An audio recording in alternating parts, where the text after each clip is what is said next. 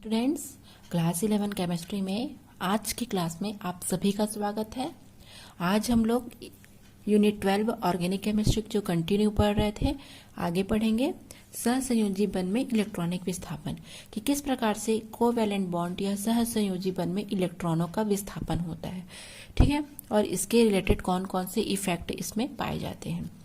तो कार्बनिक यौगिक सहसंयोजी यौगिक बनाते हैं। हमको पता है कि सहसंयोजी यौगिक में दो परमाणुओं के मध्य इलेक्ट्रॉनों का साझा होता है, ठीक है। अगर हाइड्रोजन क्लोरीन को एक इलेक्ट्रॉन देगा तो क्लोरीन भी हाइड्रोजन से एक इलेक्ट्रॉन लेगा। बराबर इलेक्ट्रॉनों की साझेदारी को ही हम सहसंयोजी बंध या कोवैलेंट बॉन्ड कहते हैं। तो कार्बनिक यौगिक सहसंयोजी यौगिक होते हैं और इनमें मुख्य रूप से सहसंयोजी बंध पाया जाता है। सहसंयोजी या कोवैलेंट बॉन्ड दो परमाणुओं के इलेक्ट्रॉनों के बराबर के साझे से बनते हैं, ठीक है।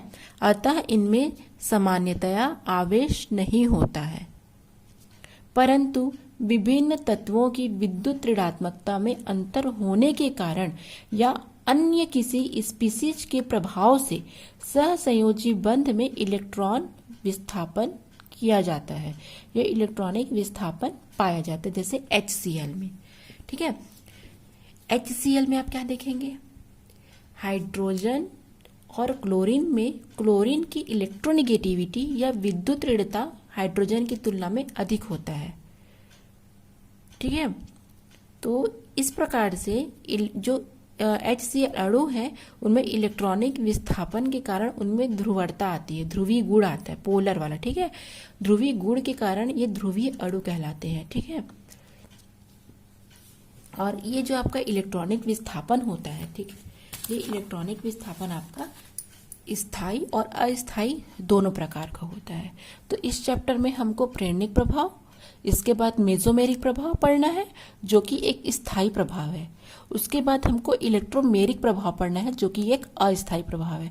तो हमको इस चैप्टर में इस टॉपिक से रिलेटेड, ठीक है, स्थायी और अस्थायी प्रभाव के बारे में अध्ययन करना है स्टेप बाय स्टेप। तो सहसंयोजी बंध आपको समझ में आया। सहसंयोजी बंध में दो परमाणुओं के मध्य बराबर में इलेक्ट्रॉनों का साझेदारी होता है, ठीक है। बराबर इलेक्ट्रॉन क्या होते हैं, साझा करते हैं, इस कारण इनमें कोई आवेश नहीं पाया जाता है। और लेकिन क्या होता है, लेकिन दो तत्वों में से एक की विद्युत ऋणात्मकता अधिक होने से, अंतर आने से विद्युत ऋणात्मकता में जो सहसंयोजी बंध है उनमें इलेक्ट्रॉनिक विस्थापन पाया जाता है, ठीक है। वो एक इलेक्ट्रॉन से दूसरे में क्या हो जाते हैं, स्थानांतरित हो जाते हैं। चलिए इसे पढ़ते हैं आगे हम लोग। इससे रिलेटेड हमको बहुत अच्छा इंपॉर्टेंट टॉपिक पढ़ना है, प्रेरणिक प्रभाव, ठीक है। हमको पढ़ना है इंडक्टिव इफेक्ट या प्रेरणिक प्रभाव। तो ये एक प्रकार का इंडक्टिव इफेक्ट या परमाणु प्रेरणिक प्रभाव है, नाम से स्पष्ट है, प्रेरित प्रभाव, ठीक है, प्रेरित करने वाला प्रभाव। तो प्रेरित प्रभाव या प्रेरणिक प्रभाव जो होता है, ठीक है, वो भी एक सहसंयोजक बंध बनाने वाले तत्वों या परमाणुओं के बीच में होता है। तो ध्रुवीय सहसंयोजक बंध में साझे का इलेक्ट्रॉन जोड़ा दोनों परमाणुओं के बीच में विद्यमान ना रह करके उस परमाणु की ओर विस्थापित हो जाता है जो अधिक ऋण विद्युती होता है, ठीक है। अर्थात इसमें क्या होता है, जो साझे का इलेक्ट्रॉन जोड़ा होता है वो उसके पास स्थानांतरित होगा जिसके पास विद्युत ऋणात्मकता अधिक है, जो साझे के इलेक्ट्रॉन को अपनी ओर तीव्रता से आकर्षित करने का गुण जिसमें रखता है ना, उसमें ही, है ना, प्रेरणिक प्रभाव पाया जाता है। तो परिभाषा इसकी हो जाएगी, परिभाषा, किसी अणु में किसी सहसंयोजक बंध की इलेक्ट्रॉन युग्म का अधिक ऋण विद्युती परमाणु की ओर विस्थापन को ही हम प्रेरणिक प्रभाव कहते हैं और इसे हम इंग्लिश में इंडक्टिव इफेक्ट, आई प्रभाव या संचारण प्रभाव भी कहते हैं, ठीक है। जैसे बताया जा रहा है आपको यहाँ पर कि ए और बी है, ठीक है, एक प्रकार का सहसंयोजी बंध बना रहे हैं। तो इसमें जो साझे का इलेक्ट्रॉन जोड़ा है, दो परमाणु है, इनके बीच जो साझे का इलेक्ट्रॉन जोड़ा है, तो ये जो साझे का इलेक्ट्रॉन जोड़ा है वो दोनों में से जिसमें विद्युत ऋणात्मकता मतलब अधिक है, उस पर क्या हो जाएगा, वो जोड़ा अपने आप स्थानांतरित हो जाएगा, ठीक है, विस्थापित हो जाएगा। जिसमें अधिक विद्युत ऋणता का गुण है, तो इसे ही हम इंडक्टिव इफेक्ट, आई प्रभाव या संचारण प्रभाव भी कहते हैं। और इसे हम इस प्रकार से, ठीक है, इस प्रकार से बाणाग्र, ठीक है, बाणाग्र युक्त डैश से प्रदर्शित करते हैं। इससे हमको क्या करते हैं, इसको प्रदर्शित करते हैं, ठीक है, डोनेट बोलती हूँ, डिनोट करते हैं, ठीक है, इस प्रकार से इसको हम प्रदर्शित करते हैं। एग्जाम्पल के थ्रू समझते हैं। तो एक कार्बन श्रृंखला है जिसमें एक सिरे पर क्लोरीन संलग्न है, ठीक है, आप देख सकते हैं यहाँ पर एक कार्बन श्रृंखला है इस प्रकार से, ठीक है, यहाँ तक। इसमें कार्बन श्रृंखला आप लोग लिखे, कार्बन का श्रृंखला आप लोग को दिख रहा है C3, C4, C2, C1 और Cl। एक सिरे पर क्या है, क्लोरीन को संलग्न किया गया है। ये प्रेरक प्रभाव का साइन है। तो कार्बन की अपेक्षा क्लोरीन अधिक ऋण विद्युती है, ठीक है, कार्बन की अपेक्षा क्लोरीन अधिक ऋण विद्युती है। अतः जो कार्बन क्लोरीन बंध है उसका जो इलेक्ट्रॉन जोड़ा है वो कार्बन की अपेक्षा क्लोरीन की अधिक निकट होगा।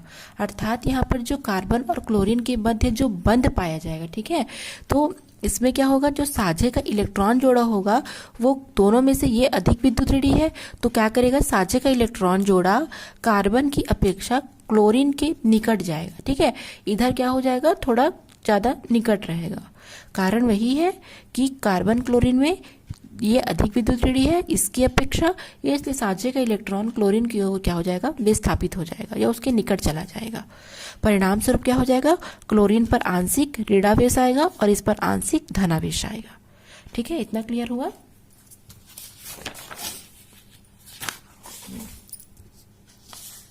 आगे देखते हैं। इस प्रकार से देख लिया हमने, यहाँ पर आंशिक ऋणावेश और यहाँ पर आंशिक धनावेश। अब कार्बन C1 और C2 कार्बन के मध्य देखते हैं, ठीक है, इस पर आंशिक धनावेश आने के बाद क्या होगा, C2 C1 बंध का जो इलेक्ट्रॉन है वो क्या करेगा, C2 का इलेक्ट्रॉन को C1 अपनी ओर आकर्षित करेगा, ठीक है, तो इस पर भी आंशिक धनावेश आ जाएगा। तो यहाँ पर 2, यहाँ पर 3 और यहाँ पर 4। तो आप लोग को मैं ये बताना चाहूंगी कि जो प्रेरणिक प्रभाव है बच्चों, वो एक प्रकार का क्या है, एक प्रकार का स्थायी प्रभाव है, ठीक है, चेंजेस नहीं होता है, स्थायी प्रभाव है और ये केवल सिग्मा इलेक्ट्रॉनों का ही विस्थापन करता है। मोस्ट इम्पॉर्टेंट टॉपिक कि ये केवल सिग्मा इलेक्ट्रॉनों का ही क्या करता है, विस्थापन करता है, उनको ट्रांसफर करता है, पाई इलेक्ट्रॉनों का नहीं करता, ठीक है, केवल सिग्मा इलेक्ट्रॉनों का क्या करता है, ये विस्थापन करता है, पाई इलेक्ट्रॉनों का नहीं करता। लंबी श्रृंखला वाला यदि कोई यौगिक है तो यह प्रभाव किसी एक बंध में सीमित ना हो करके इसी प्रकार से क्या होगा, कंटिन्यू वो चलते जाएगा और इसकी तीव्रता क्रमशः कम होगी। जैसे यहाँ पर, ठीक है, यहाँ पर जो इन दोनों के मध्य आकर्षण बल है वो बहुत तीव्र होगा और इस पर आंशिक ऋणावेश और इस पर आंशिक धनावेश आएगा, क्योंकि साझे का इलेक्ट्रॉन जोड़ा क्लोरीन के अधिक निकट आएगा। यहाँ पर आंशिक धनावेश आने से C2 कार्बन का जो इलेक्ट्रॉन है वो अब यहाँ ट्रांसफर होगा, यहाँ का यहाँ, इस प्रकार से प्रोसेस चलता रहेगा, ठीक है। तो जो लंबी श्रृंखला वाले यौगिक है ना, उसमें यह प्रभाव किसी एक बंध में सीमित ना होकर के पूरा चलते रहता है, चैन जैसे, ठीक है, किंतु इसकी तीव्रता क्रमशः कम होती है। 4 और 5 कार्बन श्रृंखला के पश्चात पूरी नगण्य हो जाती है, ठीक है, इनकी कार्बन की श्रृंखला। तो यहाँ पर अगर हम C1 पर परमाणु पर धनावेश होने के कारण C2 C1 बंध के इलेक्ट्रॉन को अपनी ओर आकर्षित करेगा, इसलिए C2 पर धनावेश आ जाएगा और यह C3 और C4 परमाणु की ओर भी दुर्बल होता चला जाएगा, ठीक है। तो सबको आप देख रहे हैं, इस प्रकार से हम बाणाग्र डैश के चिन्ह से दर्शा रहे हैं क्योंकि यह प्रेरणिक प्रभाव का चिन्ह है। और यहाँ पर यही बताया जा रहा है कि जो C1 कार्बन परमाणु है उस पर धनावेश आने के कारण, ठीक है, यहाँ से इलेक्ट्रॉन यहाँ खींचा जाएगा, यहाँ से इलेक्ट्रॉन यहाँ और यहाँ से इलेक्ट्रॉन यहाँ जाएगा, इस कारण सब में आंशिक धनावेश आते जाएंगे, ठीक है। और चौथे परमाणु के बाद यह प्रभाव इतना कम हो जाएगा कि इसका कोई भी प्रायोगिक महत्व नहीं रह जाएगा, ठीक है, कोई वैल्यूएबल नहीं रहेगा फिर ये। तो ये आपका प्रेरणिक प्रभाव हो गया, बहुत ही इंपॉर्टेंट टॉपिक है, एग्जाम में क्वेश्चन इसमें से आते ही हैं, मोस्ट इंपॉर्टेंट टॉपिक। अब हम पढ़ेंगे प्रेरणिक प्रभाव के प्रकार। ये मुख्यतः दो प्रकार के होते हैं। पहला आएगा इलेक्ट्रॉन आकर्षी या ऋणात्मक प्रेरणिक प्रभाव, जिसको हम -I प्रभाव कहते हैं या I इफेक्ट कहते हैं। दूसरा आएगा इलेक्ट्रॉन प्रतिकर्षी या धनात्मक प्रेरणिक प्रभाव, जिसको हम +I इफेक्ट या +I प्रभाव कहते हैं। ठीक है, तो इसके बारे में हम पढ़ लेते हैं। इलेक्ट्रॉन आकर्षी या ऋणात्मक प्रेरणिक प्रभाव। यदि कार्बन हैलोजन बंध में हैलोजन परमाणु या समूह हाइड्रोजन से अधिक इलेक्ट्रॉन आकर्षी हो, तो इसमें जो हैलोजन का प्रभाव होता है वो हाइड्रोजन की अपेक्षा -I मतलब क्या करेगा, -I प्रभाव प्रदर्शित करेगा। इस प्रकार के परमाणु या समूह इलेक्ट्रॉन आकर्षी समूह कहलाते हैं। ठीक है, मतलब ये कहा जा रहा है कि जब कार्बन हैलोजन बंध में हैलोजन का जो परमाणु या समूह है वो हाइड्रोजन से अधिक इलेक्ट्रॉन आकर्षित करेगा। ठीक है, मतलब हाइड्रोजन इलेक्ट्रॉन मतलब आकर्षी है, तो प्रेरणिक प्रभाव ऋणात्मक है, तो क्या करेगा, अपनी ओर जो इलेक्ट्रॉन को आकर्षण करने की क्षमता होती है वो तीव्र हो जाएगी। ठीक है, किसकी अपेक्षा, हाइड्रोजन की अपेक्षा। ठीक है, और इस कारण इसको हम इलेक्ट्रॉन आकर्षी समूह कहते हैं या ऋणात्मक प्रेरणिक प्रभाव भी कहते हैं या -I प्रभाव भी कहते हैं। तो इनका घटता हुआ क्रम इस प्रकार से आपको याद करना पड़ेगा। ठीक है, इस प्रकार से सबसे पहले NR3 एल्किल ग्रुप, फिर NR2, फिर अमोनिया, फिर NO2 sulphonic acid, cyanide, carboxylic, fluoro, chloro, bromo, iodo, फिर ये है वो हो जाएगा ईथर, ये हो जाएगा आपका बेंजीन, फिर या लास्ट H। ये सबको आपको याद करना पड़ेगा तो आपसे ही बन पाएगा। फिर दूसरा देखेंगे इलेक्ट्रॉन प्रतिकर्षी। ठीक है, इलेक्ट्रॉन प्रतिकर्षी में क्या हो जाएगा, यदि कार्बन हैलोजन बंध में, ठीक है, जो हैलोजन परमाणु या समूह है वो हाइड्रोजन की अपेक्षा अधिक इलेक्ट्रॉन प्रतिकर्षी मतलब इलेक्ट्रॉन को प्रतिकर्षित करेगा, अपने से दूर करेगा, अपने से दूर हटाएगा। ठीक है, तो हैलोजन का जो प्रभाव होगा उसको हम +I प्रभाव कहेंगे या धनात्मक प्रेरणिक प्रभाव कहेंगे। ठीक है, इस प्रकार के समूहों में इलेक्ट्रॉन प्रतिकर्षी समूह कहलाएंगे। तो इलेक्ट्रॉन आकर्षी, इलेक्ट्रॉन प्रतिकर्षी दोनों प्रकार होते हैं प्रेरणिक प्रभाव के। तो प्रेरणिक प्रभाव से क्वेश्चन एग्जाम में यदि आएगा कि प्रेरणिक प्रभाव किसे कहते हैं, इनके प्रकारों का वर्णन कीजिए, तो सबसे पहले आप लोग को प्रेरणिक प्रभाव की परिभाषा देनी पड़ेगी, उसके बारे में उसका अर्थ समझाना पड़ेगा, अपने लैंग्वेज में कुछ लिखना पड़ेगा कि ये एक स्थायी प्रभाव है, सिग्मा जो बंद होते हैं, ठीक है, उस पर ही क्या होता है, उस पर ये मतलब है ना, वही उसमें ही केवल इलेक्ट्रॉनों का विस्थापन होता है, पाई इलेक्ट्रॉनों का इसमें नहीं होता है। फिर दोनों प्रकार को देंगे, इलेक्ट्रॉन आकर्षी और इलेक्ट्रॉन प्रतिकर्षी। इलेक्ट्रॉन आकर्षी में जो कार्बन हैलोजन जो बंद होगा उसमें जो हैलोजन परमाणु का जो समूह होगा वो हाइड्रोजन से अधिक इलेक्ट्रॉन आकर्षित करने वाला होगा। और यहाँ पर क्या होगा, यहाँ पर जस्ट अपोजिट होगा, इलेक्ट्रॉन प्रतिकर्षित करेगा मतलब इलेक्ट्रॉन को अपने से दूर हटाएगा, दूर करेगा, तो यहाँ पर +I हो जाएगा। यहाँ आपको इसको याद करना है, Cr3 CHR2 CH2R CH3 CH2 CH3H।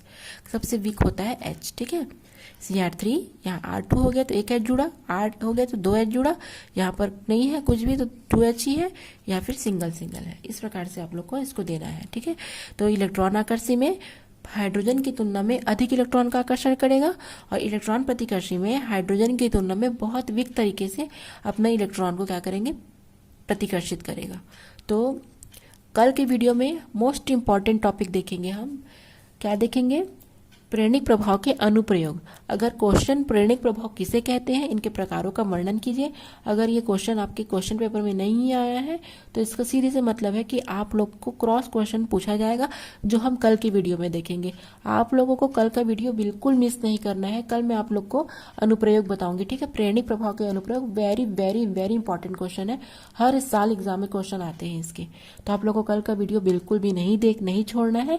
जो भी बच्चा अगर मेरा यूट्यूब चैनल या यूट्यूब का जो वीडियो है वो नहीं देख रहा है तो इसमें उस बच्चे का ही लॉस है।